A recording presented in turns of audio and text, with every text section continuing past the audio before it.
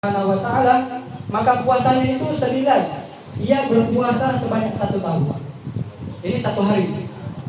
Dilanjutkan oleh Nabi Muhammad SAW, barang siapa yang berpuasa sebanyak 7 hari di bulan Rajab, maka Allah Subhanahu wa ta'ala akan menutup bagi orang yang berpuasa di bulan Rajab tadi itu semua pintu neraka. Pintu neraka akan ditutup oleh Allah Subhanahu wa ta'ala untuk siapa? Untuk orang yang berpuasa pada bulan Rajab.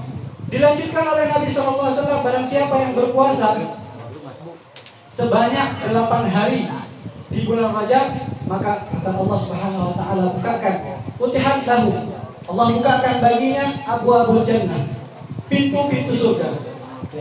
Jadi orang yang berpuasa di bulan Rajab sebanyak 8 hari ini akan diberikan Allah Subhanahu wa ta'ala masuk surga dari pintu manapun, terserah dia.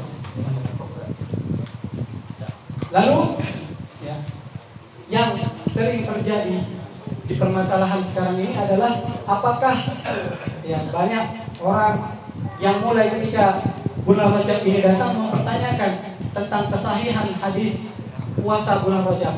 Nah, ini yang perlu kita bahas dan perlu kita ketahui bahwasanya hadis-hadis di dalam bulan Rajab ini memang hadisnya berhukum dhaif.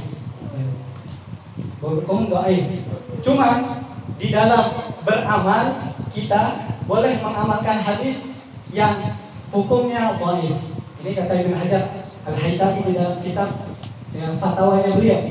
Jadi memang di hadis yang biasa sering kita dengar itu Rasulullah SAW hanya mengambil atau mengucapkan puasa Rajab ini secara khusus, secara umum, tidak menyebutkan khusus. Tapi banyak hadis yang lain Nabi SAW juga menyebutkan bahwasanya langsung dengan sirah itu Rajab, yang lainnya dengan sirah Ashhurul Hurum. Nah, ini juga termasuk daripada bulan-bulan yang haram. Maksudnya bulan haram, kenapa dinamakan bulan haram?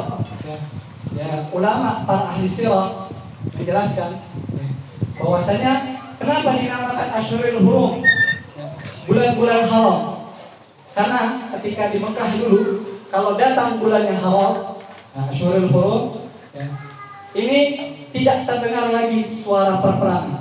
Jadi orang jahiliyah pun sangat menghormati datangnya bulan-bulan haram, Muharram, Safar, Rajab, bulan-bulan haram. Mereka dahulu kala pun ketika datangnya bulan Rajab, mereka Muharram dan bulan-bulan haram yang lain, mereka menghentikan peperangan jikalau ada peperangan. Jadi sangat mentaklim, memuliakan orang-orang jahiliyah dulu. Bahkan sampai sekarang makanya dikatakan juga bahwasanya bulan Rajab itu sendiri adalah bulan Rajabul Asad. Rajabul Asad dalam maknanya adalah bulan yang di sini pada bulan ini itu dicurahkan rahmatnya Allah Subhanahu wa ta'ala. Jadi bulan ini makanya ulama menganjurkan kepada kita untuk memperbanyak istighfar. Salah satu istighfar yang dianjurkan oleh Al-Imam Syekh sahibul kitab Kanzun Najah wa Surur ini membaca istighfar astaghfirullahaladzim rabbighfirli warhamni wa tub alayya sebanyak 70 kali pagi dan sore hari. Di dalam kitab itu dijelaskan. Berpuasa dan beristighfar. Kenapa harus sedemikian rupa kita menyambut bulan ini? Karena di situ di bulan ini itu bulan yang penuh akan limpahan rahmat serta pengampunan Allah Subhanahu wa ta'ala.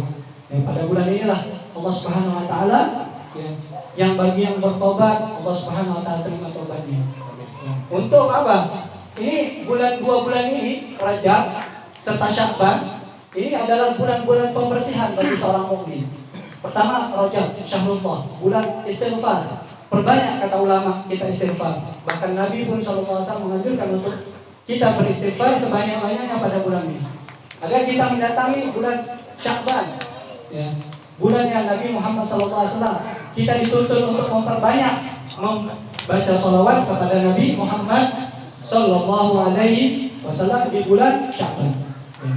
Untuk apa 2 bulan ini? kata ulama, untuk pembersihan bagi diri kita. Ya. Memberi semangat bagi kita untuk kedatangan tamu yang agung ini, yaitu bulan Ramadan. Ya. Bulan Ramadan yang kata Nabi Muhammad SAW adalah syahrul ummati, bulannya umatku. Ya. Di situ, ya. Untuk menyambut ini pun kita harus dalam keadaan bersih. Ya. Harus dalam keadaan bersih, sehingga kalau kita bersih, puasa pun enak. Ya, jadi puasa enak, masuk puasa semangat, tarawih semangat, tidak ada ketinggalan. Ya. Bahkan ketika kita belajar dulu di Tarim sana, ya, kita tuh punya tarawih, kalau kita boleh keluar itu bisa 100 kali dalam semalam. Ya. Dari masjid sana mulai di masjid kita jadi di pondok itu sekitar mulai jam 8 jam 9 mulai tarawih 20 rakaat 23 tambah witir. Ya. Itu mulai kurang. Nanti di masjid As-Segaf, masjid Imam As-Segaf mulai yang kedua.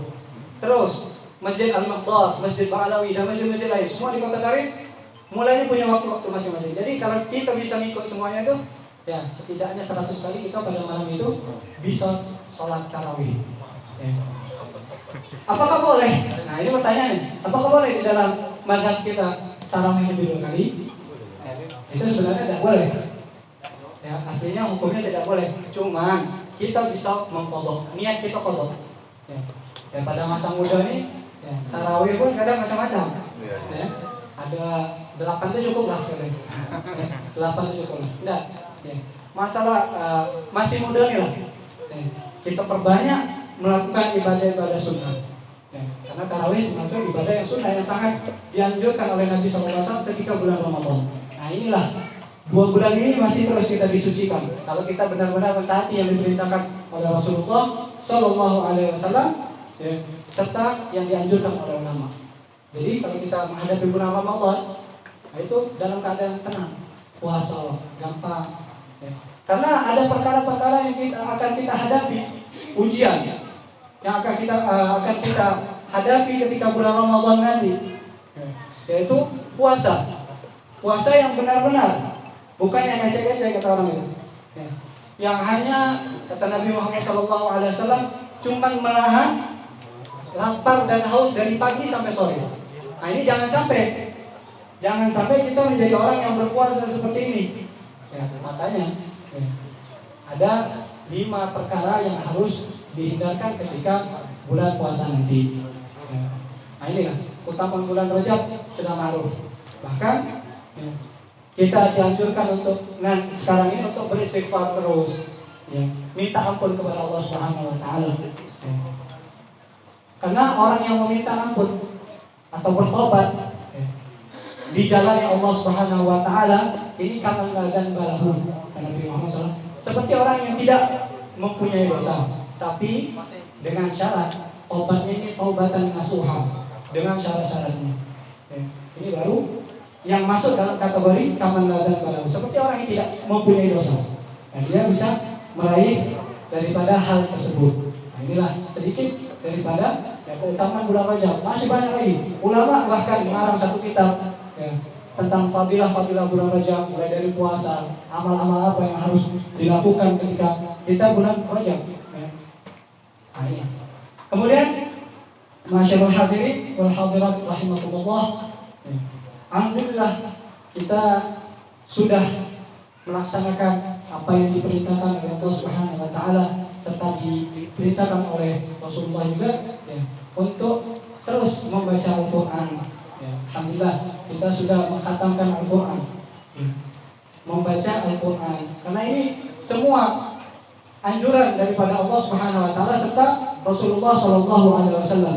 Bahkan Rasulullah SAW mengatakan ya, di dalam kitab At-Tibyan ya, Imam Nawawi fi adab hamalatul Quran, Imam Nawawi sendiri menjelaskan tentang fadilah-fadilah tilawatul Quran. Ya. Fadilah-fadilah Al-Quran, menghafal Al-Quran, membaca adab bersama ya, Al-Quran, serta kita ya, itu harus mempunyai adab bersama para hufadzul Quran, orang-orang yang hafal Al-Quran. Kata Nabi Muhammad SAW, man hafizal Quran, barang siapa yang menghafal Al-Quran wa amila bima fihi, dan mengamalkan Apa yang ada di dalam Al-Quran itu Allah Subhanahu wa Ta'ala akan memberikan taj. Taj ini seperti mahkota untuk kedua orang tuanya nanti di hari kiamat dengan syarat amila bima fihi. Nah, ini yang sulit, mengamalkan orang yang hafal Quran, mengamalkan apa yang di dalam Al-Quran. Makanya di Tarim itu orang-orang banyak tidak berani menghafal Quran kecuali dia sudah siap menghafal Al-Quran. Menghafal Al-Quran siap dengan konsekuensi yang harus dia hadapi. Dia punya perjanjian seumur hidup, seperti menikah, punya perjanjian seumur hidup juga. Nah, dengan Al-Quran dia harus mempunyai perjanjian seumur hidup. Tak boleh tak murajaah, harus terus diulang-ulang hafalannya itu tadi. Harus terus dihafal minimal. Kata guru kita, itu seorang hufadzul Quran, atau di sana hufadz tidak dipanggil karena istilah hufadz ini banyak. Yang aslinya pada dasarnya hufadz ini orang yang banyak hafal hadis, hamilul Quran. Di sana disebut istilahnya hamilul Quran. Orang yang hafal Al-Quran juga maknanya, cuma beda bahasa. Ini paling setidaknya orang yang hafal Quran itu satu hari harus 3 juz dia murojaah. Tak boleh wajib dia hukumnya sudah, karena dia sudah menghafal Al-Quran. Lupa satu ayat dosa, dosa. Nah, ini hati-hati. Dan mengamalkan Al-Quran, nah ini lebih berat lagi. Kalau kita bisa hafal juz amal, kita amalkan yang dia juz amal itu, masya Allah, tabarakallah, sudah dapat pahala yang sangat besar. Nah, ini baru mereka berani menghafal Al-Quran. Baru mereka berani menghafal Al-Quran dengan konsultasi yang akan dipertanggungjawabkan nantinya. Karena tanggung jawabnya ini bukan mudah. Dia mau dikasih mahkota yang kata Allah Subhanahu wa Ta'ala tadi, ini bukan mudah untuk mendapatkannya. Jadi kalau orang yang lupa Al-Quran ini kan cepat lupa. Kata Nabi SAW seperti dia ini ngapalnya mudah, tapi cepat pula dia lupa. Jadi orang-orang yang menghafal Quran ini sangat dianjurkan katanya. Paling tidak dia mau menghafal Quran ini harus mempunyai yang namanya siwak. Siwak, mau kuat hafalan apapun, siwak. Seperti ini tadi kita contohkan, kayu. Ini sunnah Nabi SAW. Sangat harus orang yang punya hafalan Quran itu punya siwak. Supaya kok cepat dia hafal. Salah satu faedah daripada siwak ini tadi, mardhatul rabbih, mendapat keridhaan dari Allah. Masih banyak lagi faedah siwak. Salah satunya orang yang hafal Quran ataupun yang ngaji, baca kitab syariah, kita harus pakai siwak. Mau sholat juga. Kata Nabi Muhammad SAW, laula an asyqa ala ummati la amartahum bisiwak inda kulli shalah. Seandainya, kata Nabi Muhammad SAW, kalau laula an asyqa, kalau tidak memberatkan perkara ini terhadap umatku, maka aku akan mewajibkan terhadap umatku untuk memakai siwak ini kapan? Inda kulli shalah, wa fi riwayatin ukhra inda kulli wudu. Jadi setiap sholat kita harus siwak kalau tidak memberatkan ini. Tapi karena Nabi SAW memikirkan umatnya, jadi Nabi SAW terkadang meninggalkan tidak memakai siwak supaya tidak menjadi apa? Supaya tidak menjadi kewajiban bagi kita. Sebelum sholat kita nyari kayu dulu. Sebenarnya tidak mesti kayu. Ini tangan pun jadi. Ujung daripada baju ini pun bisa dijadikan siwak. Itu inti daripada bersiwak. Itu sunnah Nabi SAW yang banyak dilupakan sekarang. Kalau orang hafal Quran yang ngaji pondok pesantren ini harus. Guru kita itu Muhammad Salim bin Abdullah bin Musyakiri ke Indonesia, ini pasti menyarankan orang berpakai siwak, terutama orang yang hobi merokok. Ganti rokok dengan siwak. Ini sudah. Ganti rokok dengan siwak. Bahkan ulama, masalah siwak ini, masalah rokok dan siwak ini, ulama ada yang mengarang sampai 70 ke racun yang ada di rokok. Siwak ada 100 lebih manfaatnya. Nah, ini ulama sampai mengarang sini. Sekarang mana yang kita ikuti? Di situ rokok banyak mudaratnya sampai 70. Ada ulama yang mengarang Ini bahkan pada ahli Hadramut yang sana itu sangat keras sama yang namanya rokok. Ya. Tapi ya, sangat keras sampai bahkan katanya orang yang merokok ini kata ulama sana ya, haram daripada syafaatnya ulama. Mengatakan sampai seperti itu. Tandanya apa? Sangat ya, sangat dijauhkan daripada ya, mudarat yang dibawa oleh rokok ini. Itu salah satunya. Maka ganti kata Habib Salim ya dengan siwak. Banyak manfaatnya. Rokok banyak manfaat. Tapi kita tidak bisa karena pada hukum dasarnya rokok itu banyak hukumnya. Ya. Banyak hukumnya. Terserah kalian mau ikut yang mana. Yang pada dasarnya hukumnya makruh. Ya, itu hukum merokok. Ya. Kalau siwak sunnah, hukumnya sunnah fi kulli ahwal, jelas sunnah. Ya. Dipakai Nabi SAW. Nabi terus pakai siwak, mengajarkan bagaimana. Dan Nabi tidak mengajarkan bagaimana cara merokok. Tidak, Nabi ajarkan. Ini untuk orang-orang yang menghafal Al-Quran. Jadi jangan pernah lupa untuk membawa siwak. Nah, ini penting kata guru kami itu. Supaya dia ingatannya kuat. Tidak hanya orang, ya siapapun, ya, siapapun ya, harus mempunyai siwak. Setidaknya katanya orang yang hobi memakai siwak ini, sakaratul maut, ketika sakaratul mautnya ini datang, ini mudah dia mengucapkan kalimat la ilaha illallah syahadat. Ini sudah terbukti. Bahkan ulama sana ya kalau mau meninggal dia minta istighfar, ya, minta dihadirkan siwak. Ya, sebelum mereka sakaratul maut pakai siwak lancar, ya, lancar jadi kematian. Nah ini untuk lalu ya ulama sendiri di dalam membahas banyak di dalam intinya semuanya Imam Nawawi sudah menjelaskan masalah fadhail atau fadilah-fadilah menghafal Al-Quran, membaca Al-Quran.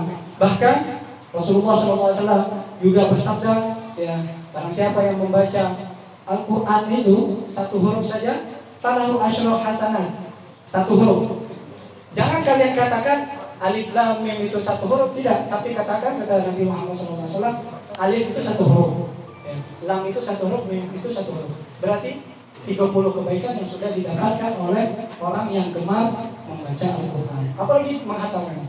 Setidaknya orang yang paling malas itu menghatamkan satu bulan itu 1 kali. Ya. Bahkan kita kalau di sana lomba-lomba. Ya. Bulan Ramadan itu, ya, bulan Ramadan yang 5 kali itu pasti macam mana lah kalian. Ya. Ayo untuk belajar kayak gitu. Kekurangan. Ya. Berapa kau hatam kalian? 5, ya cuma 5. Sampai kayak gitu. Ada yang 10, ada yang 12. Sampai kayak gitu. Ngaji setiap hari. Nah ini. Setidaknya 1 kali cukup dalam bulan Ramadan atau bulan-bulan yang lainnya. Ya. Akalul malas, paling malasnya sudah itu. Ya. Atau lagi bisa. Ya. Kalau ulama-ulama di sana, ya, menghatamkan itu Imam ya, Abdurrahman As-Segaf itu menghatamkan Al-Quran 1 kali itu 1 hari 4 kali. 1 kali 4 kali. Dengan kesibukannya ngajar, angkot dan sebagaimana 4 kali. Ya, 4 kali. Apakah kita bisa? Ya, tidak mustahil. Suatu yang tidak mustahil. Itu zaman setelah sahabat. Ya, zaman setelah sahabat. Ya, para penghafal Quran pun bisa menghatamkan Al-Quran 3 kali. Itu berapa kali? Ya, ya.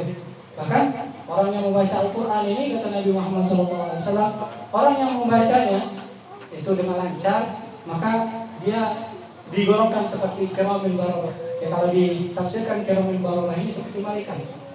Ya, dapat pahalanya seperti itu.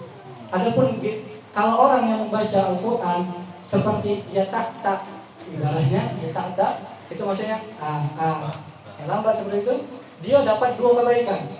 Ya. Dapat 2 kebaikan daripada bacaan itu. Ya, tapi jangan terlalu sering salah. Dosa. Ya. Dosa. Makanya kita ta'allamul Quran, belajar Al-Quran. Ya. Belajar tajwid, makharijul huruf. Ya. Ya, kata siapa? Kata ulama ada disebutkan di dalam syairnya itu, ya. Untuk mempelajari Al-Quran yang cukup bihi tasawabi. Yang penting kita menutup atau melafazkan Al-Quran itu dengan benar. Nah ini faedah kita harus mempelajari membaca Al-Quran agar kita tidak salah. ya, dalam membaca Al-Quran. Ya, sangat supaya kita tidak dapat dosa. Karena kalau salah dalam harokat atau pembacaan Al-Quran terkadang merubah makna yang ada dalam Al-Quran. Dan ini ya, dosa kita dapati. Ya, dosa yang akan kita dapati kalau kita salah. Makanya ya, para penghafal Quran itu dari guru-guru kita dianjurkan dulu sebelum menghafal Quran ngaji dulu yang benar. Nantilah menghafal Al-Quran. Ngaji dulu. Ya, betulkan makhraj hurufnya. Bagaimana menutup sama kha yang benar, ain yang benar. Ada semuanya. Ya, itu harus benar supaya menghafal tidak salah. Nah, kalau sudah salah, hafalan sudah lengket, nah susah merubahnya. Nah, ini yang sangat kita yang tidak inginkan bagi penghafal Quran. Dan belajar atau ya, membaca Al-Quran juga sudah ya, keharusan bagi kita yang mengaku ya, cinta kepada Nabi Muhammad serta cinta kepada Allah Subhanahu wa Ta'ala. Jadi kita harus membaca Al-Quran setiap harinya. Ya paling malas ya, satu juz lah kalau bisa. Kalau tidak bisa ya 5 lembar lah. Itu sudah paling malasnya.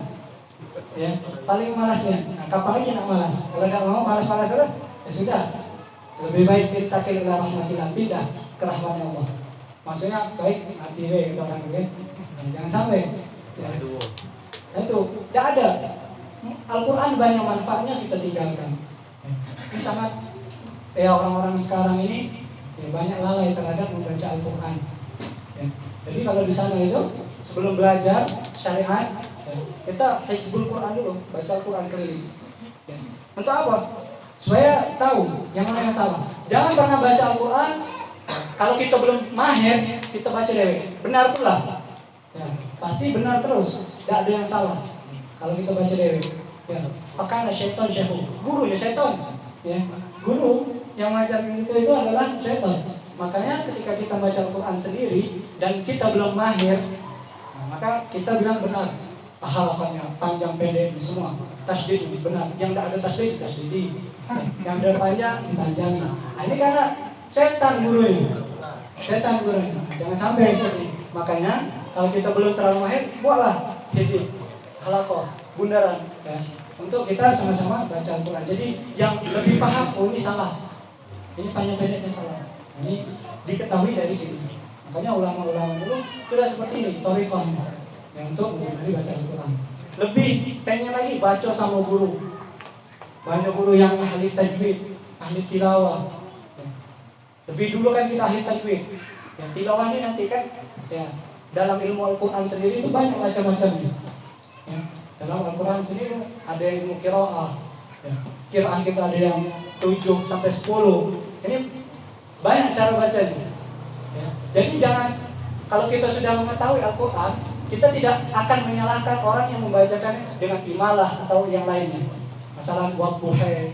Ada yang membaca, itu ada qiraatnya itu. Ya, jadi kalau pas kita dengar orang seperti itu, nah ini salah, ini sesat orangnya. Baca Quran dengan wadduha. Aku baca seperti itu. Nah, ini dia berarti dia tidak tahu ilmunya. Ya. Quran pun ada ilmunya. Qiraah kita ini sampai 7. Ya, yang muqtabarah. Ya. Nah, itu harus bisa tahu. Kalau bisa setidaknya kita ambil satu sanad yang kita baca di Indonesia ini adalah riwayat Hafiz an Asim. Ya. Orang Saudi juga pakai ini. Kita harus bisa itu. Itqan, benar-benar bisa. Nah, riwayatnya kita punya. Ya. Nah, itu yang harus kita pelajari. Alhamdulillah kita sudah menghatamkan Al-Quran. Ini salah satu ya, kesunahan. Ya, jadi kalau kita ya, sudah khatam Quran, kita sunnah untuk membuat walimah atau syukuran lah. Walimah ini ya, di dalam kitab fikih ya, ini tidak khusus untuk walimatun nikah, tidak. Ya, tidak khusus. Semua syukuran itu namanya walimah di dalam bahasa Arab. Ya, walimah. Ya, ada walimah khitan, itu walimah semua. Nah, yang beda di Indonesia walimah itu cuma khusus untuk nikah. Nah, ini yang salah. Ya, yang benar walimah itu semuanya bisa dipakai. Nah, contohnya kita khatam Quran, kita syukuran. Ya, khatam Quran, alhamdulillah. Ya. Dengan syukuran tadi. Ini salah satu bukti bentuk rasa syukur kita kehadiran atas nikmat yang Allah berikan, karena Karena kenapa? Karena Allah Subhanahu wa taala masih mengizinkan kita untuk membaca Al-Qur'an sampai khatam. Atau bahkan menghafalnya. Oh, nikmat yang luar biasa. Ya. Karena belum tentu ya, orang-orang di sekitar sini lah contohnya. Belum tentu yang khatam Quran. Ya. Kita yang hadir di sini insya Allah ya, sudah menghatamkan Al-Quran. Dan puji bentuk rasa syukur kita sendiri itu kita rayakan ya, dari pada malam hari ini. Alhamdulillah. Serta banyak lagi ulama ya, dalam membahas masalah ilmu Al-Quran ya, semuanya. Ya, itu Imam Nawawi memang membuat kitab khusus satu ya, tentang pembahasan masalah Al-Quran, bagaimana penghafalnya. Ya. Yang perlu kita ya perhatikan adalah ketika membawa Al-Quran. Nah, ini harus orang yang bersuci, mempunyai wudu. Tidak boleh kita baca Al-Quran dalam keadaan tidak berwudu. Dan juga kita ya, ketika orang yang hafal Quran itu tidak boleh kita ghibah atau kita gosip, tidak boleh. Dosa besar misalnya atau lama. Ya. Tidak boleh kita ada orang masalah orang hafal Quran kita ngomongi walaupun itu baik. Ya. Ini tidak boleh, tetap dapat dosa. Nah itu orang kelebihan Al-Quran Allah jaga dia. Ya. Allah jaga orang yang mempunyai hafalan Al-Quran. Bahkan orang yang hafal Al-Quran pun katanya haramallahu jasadahu 'alan nar. Allah haramkan jasadnya disentuh sama api neraka. Ini janji Allah bagi para penghafal Quran. Banyak lagi keutamaan fadilah terhadap Al-Quran dan ahli-ahli Quran. Ya. Masih banyak lagi. Ya. Sehingga kalau dibahas memang asyik. Ya. Asyik ketika kita membahas satu ilmu. Lalu tidak hanya itu, banyak lagi ya, anjuran-anjuran ya, yang dianjurkan oleh baginda Nabi Muhammad SAW ya, daripada membaca Al-Quran perharinya, terus bersalawat kepada Nabi SAW, terus beristighfar. Ya, pada bulan inilah kita memperbanyak itu semua. Ya, memperbanyak itu semua pada bulan hari inilah, pada bulan Rajab ini. Karena sebentar lagi, ya, ini tanggal 18 Rajab, sebentar lagi ada peristiwa yang sangat penting ya, yang akan terjadi. Ya, itu ada peristiwa Isra dan Mi'raj Nabi Muhammad SAW. Kenapa Nabi Muhammad sedikit kita bahas? Ya, kenapa Nabi Muhammad SAW sampai di Isra dan Mi'raj kan? Ya, karena pada bulan-bulan ini Nabi lagi sedih. Nabi SAW sedang bersedih. Kenapa? Kok Nabi bisa sedih? Karena Nabi SAW ditinggal oleh dua orang yang dicintai, yaitu pamannya serta istrinya yang paling beliau SAW cintai. Nah, inilah salah satu sebab Allah Subhanahu Wa Taala mengisra mi'rajkannya Nabi Muhammad SAW. Jadi Allah kasih hiburan untuk Nabi, ya, biar Nabi tidak sedih. Ya, biar tidak sedih, Nabi pergikan Rasulullah SAW dari Makkah ke Baitul Maqdis ila Sidratul Muntaha. Ya. Ini sekelumit daripada kisah Isra dan Mi'rajnya Nabi Muhammad SAW. Supaya Nabi SAW tidak sedih terus. Sudah ditinggal sama pamannya, ditinggal pula sama istri beliau. Ya, kalau kita baca sejarah Sayyidatina Khadijah ini sungguh luar biasa. Bahkan dikatakan dalam kitab sirah itu sampai mengatakan seperti ini. Ya, wahai Muhammad, jikalau aku mati, gali kuburan aku, ambil pula, lalu jual untuk membantu engkau berjalan di jalan Allah Subhanahu wa taala. Sampai segitu cintanya, mengorbankan ya, hartanya untuk Nabi Muhammad SAW. Sampai bilang dengan kata-kata seperti ini, gali kuburan, ya, kalau ada tulangku, ya jual. Ya, duit ini untuk engkau berdakwah di jalan Allah Subhanahu wa taala. Nah, ini saking cintanya Sayyidatina Khadijah. Belum lagi dalam kisah itu beliau dan radhiyallahu anha membawakan makanan untuk Nabi itu dari bawah ke Gua Hira itu bukan main jauhnya.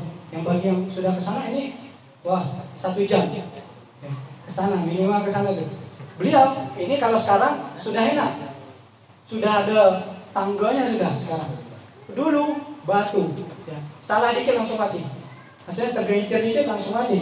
Ini Sayyidatina Khadijah. Setiap hari ketika Nabi menerima wahyu itu, ya, setiap hari ketika Nabi Muhammad SAW menerima wahyu, mengantarkan makanan kepada beliau SAW, Ini setiap hari. Wah, ini taruhannya mati itulah. Ya. Jadi taruhannya mati nyawa. Sudah setiap hari beliau, belum lagi kadang membawakan selimut, cuma kadang Nabi saking beratnya wahyu itu tadi diturunkan, nah, Nabi menggigil. Dalam Quran pun dijelaskan ya, bahwa Nabi ketika menerima wahyu itu sempat menggigil dan pingsan. Masih banyak lagi kisah cintanya Sayyidatina Khadijah dengan Rasulullah SAW. Ya, bahkan sampai terakhir tadi kata-katanya, tidak ada zaman sekarang. Ya, wallahu alam, ada apa ya? Istri bisa mengatakan kepada suaminya seperti itu. Ya, wallahu alam. Ya, apakah ada yang salah? Ya, apakah mustahil? Tapi tidak mustahil juga. Ya, tapi apakah ada? Itu masih pertanyaan. Nah, lalu masyaallah hadirin yang dirahmati dan dimuliakan Allah Subhanahu wa taala. Ya. Karena ya, beberapa hari lagi sebagaimana kita jelaskan tadi bahwasanya akan merayakan Isra dan Mi'raj Nabi Muhammad SAW, yang dikatakan juga oleh ulama sirah bahwasanya Isra dan Mi'raj ini itu tidak dipercayai, tidak ada orang yang percaya. Jadi tidak ada orang yang percaya kepada Nabi Muhammad SAW bahwasanya beliau mengatakan anak saya ini di Isra Mi'rajkan sama Allah Subhanahu wa taala. Melainkan cuma satu sahabat yang percaya. Yang ketika itu mendengar, itu adalah Sayyidina Abu Bakar Siddiq. Maka digelarkan oleh As-Siddiq. Itu gelar As-Siddiq itu terbentuk karena beliau mempercayai apa yang tidak orang lain percayai, yaitu Isra Mi'rajnya Nabi. Bayangkan, kata ulama itu dalam kitab syarah, Lailan. Cuman 20 menit Nabi itu Isra dan Mi'raj. 20 menit itu, Lailan, bukan Lailatan. Kalau Lailatan itu bisa yastaghriqul laila kullahu. Artinya malam itu semua. Kalau dalam ibarat bahasa Arab itu Lailatan itu bisa satu malam, tapi ini ibaratnya Lailan. Cuman 20 menit. Cuman 20 menit Nabi keliling langit. Nabi keliling langit, bertemu Nabi ini, bertemu Nabi ini, sehingga Nabi langsung ru'yatullah, melihat Allah.